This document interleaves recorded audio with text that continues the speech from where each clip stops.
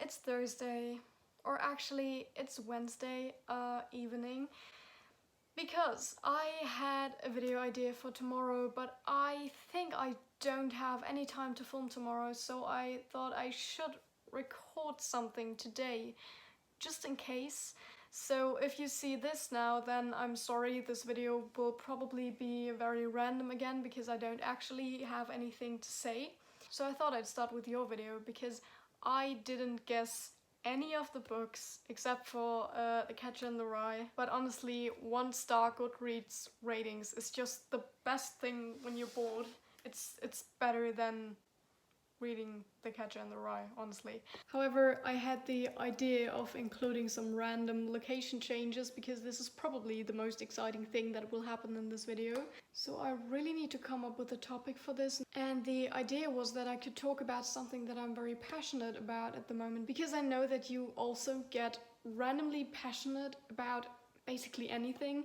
But I'm interested in so many stuff at the moment because I'm procrastinating, that I can't tell you about it in depth, but I can tell you something, and I have to tell you something because like the video is maybe 3 minutes now and I really haven't said anything yet. By the way, I thought I wasted my money on the coolest thing last week, but I can tell you now, I got my money back.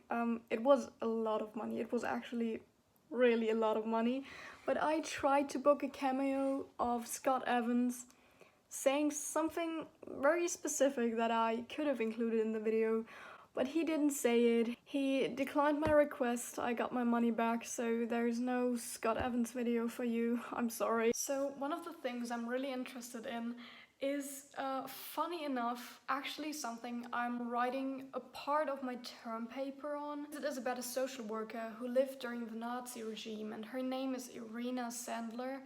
And she smuggled children out of the Warsaw ghetto and had so many creative ways of doing that and of not getting caught.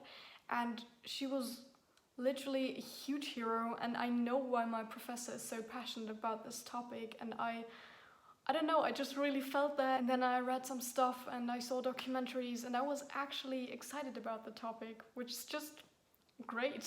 Okay, the next topic is Banksy, and I'm sure you know him, you love him, and you've heard of his best work and his best actions. One of my favorite things he has done is that he shredded a picture the moment it was sold for millions of dollars, or maybe 1 million, I don't quite remember. But he shredded a picture the moment it was sold in an auction. And another thing I found out that got me thinking about him again was that he earned a lot of money through work about the migration crisis, and he didn't want to have that money, so he just bought a ship and is now funding every rescue mission this ship does for the next year. So he didn't buy a ship for himself because he's rich, but to actually rescue people. I'm quite sure that I don't actually have the time to talk about more topics, so I'll just link these two, because I find it really fascinating that Irina Sandler couldn't claim her success because